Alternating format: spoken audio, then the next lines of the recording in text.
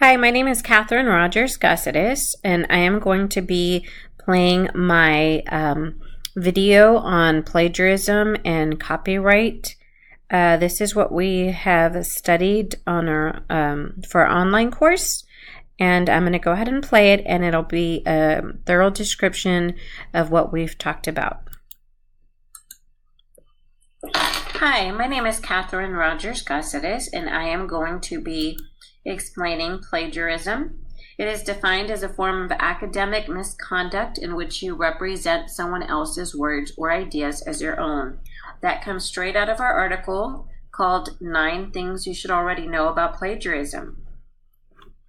So here's some things that you need to know.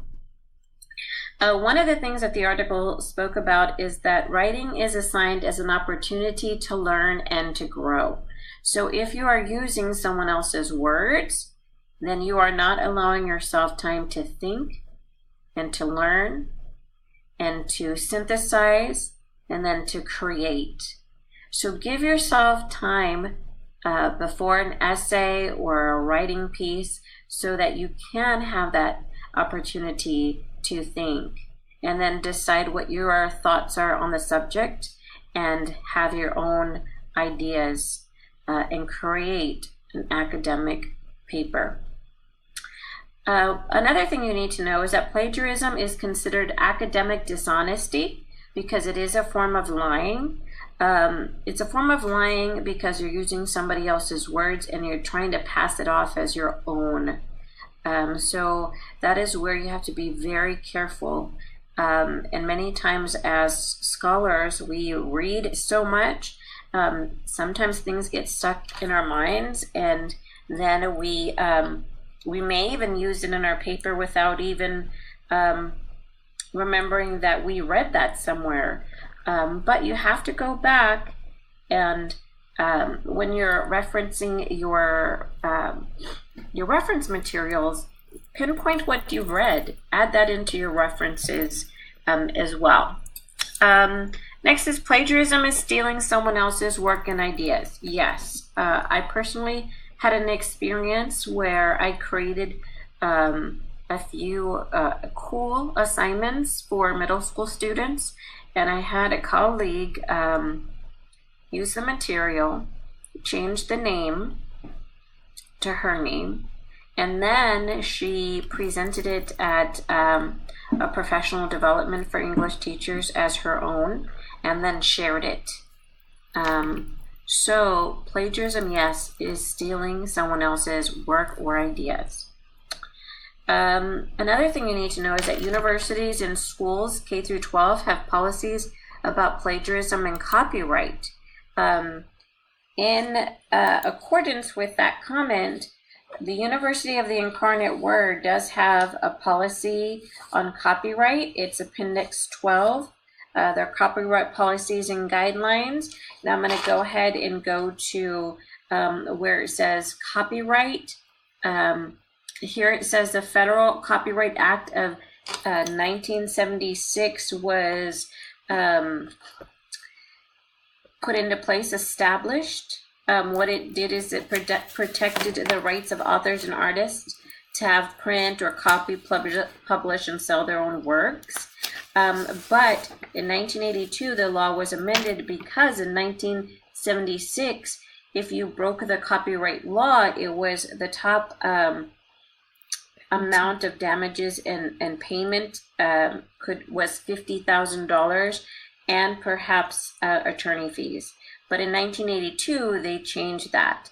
The law was amended to $250,000 in jail term if you copyright, whether it be a videotape like a DVD or used to be VCR tapes, photographs, plays, graphics, even sculpted works. If you copyright, there are laws in place. Then in 1998, during the Clinton administration, because we were moving along into the digital platform, the Digital Millennium Act came into place, and basically that prohibited the use of products designed to crack codes to protect and secure copyrighted works.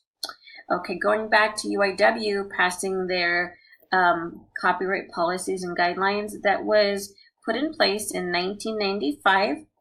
UIW passed an institutional copyright policy. What they wanted to do is they wanted to educate faculty as well that they could not copy for use in instruction, because they had to be very careful to follow federal guidelines. Let's see. However, in speaking about teaching and copyright, there is something called the Fair Use Guidelines that was established, back in 2002, the TEACH Act. It was enacted to kind of give educators a little bit more wiggle room, to use specific elements, like music or maybe little YouTube pieces, some pictures, but it had to be related directly to the curriculum, and it could only be reasonable and limited portions of material. So going back to the Fair Use Guidelines, that was established so that materials could be utilized for educational purposes like music, print, and media. So with that said, going back to plagiarism, UIW has a policy on academic integrity, and there are forms of academic dishonesty, and we have talked about plagiarism being a form of academic dishonesty. It is included in Appendix 18, letter B, involvement in plagiarism, appropriation of another's work, and the unacknowledged incorporation of that work in one's own writing offered for credit is considered academic dishonesty. Also, something new, there's self-plagiarism is what they call it. And that's Appendix 18, letter E, unauthorized reuse of work. The turning in of the same work to more than one class without consent of the instructor involved constitutes academic dishonesty. So going back to that, there are consequences for plagiarism and copyright. Some common excuses of plagiarism is, well, I didn't mean to. And there could be those little areas of wiggle room where I didn't mean to could really be an excuse. Like I said, if you've read so much material, you may have written something that someone else had the idea of, but you should still add any references, anything that you've read, add that to your reference section. Another common excuse is, I forgot to add my references and citations. Well, that doesn't work. That's again an excuse. Plagiarism only applies to English class or my essays, but that's not true anymore. Especially at the higher education level, you're getting your masters, your doctorates. Plagiarism applies everywhere. Another common excuse is that the writer utilized much better words than I can, and they describe the fact so well, so I'm just going to use their words. Again, that is not appropriate and is defined as plagiarism. So one of the things, going back to the Fair Use Guidelines, ISTE has an article on the free and fair use of photos. So now educators can go in and find photos that can be used on, let's say, their anything they create or on their websites. Paraphrasing. That's one of the things that we need to be really careful with plagiarism. Paraphrasing is almost like summarizing, except it's putting it in your own words, but you have to be very, very careful because there's a thin line between paraphrasing and summarizing. and plagiarism. What are some of the penalties? Well, at UIW, there are penalties is that it's a possible F for the course, and really in any higher ed level class, it could be an F for the course because, again, it's considered academic misconduct. It could even be suspension for an entire semester, depending on the act. So some of the things that you should do is when you are reading works and you're coming up with your paper and your ideas, give yourself time to really understand the work and then provide your own understanding of the work in your own written work. Explain in your own words as if you're having an academic discussion. So if you are writing about a topic and it's a topic that you've read several pieces on, you have gathered many thoughts and ideas, and then you can explain and write in your own words. So if you think about it as, I'm having an academic discussion on paper, it's kind of an easier framework to understand. So going back to the consequences, yes, there are consequences at hand for plagiarism and for copyright.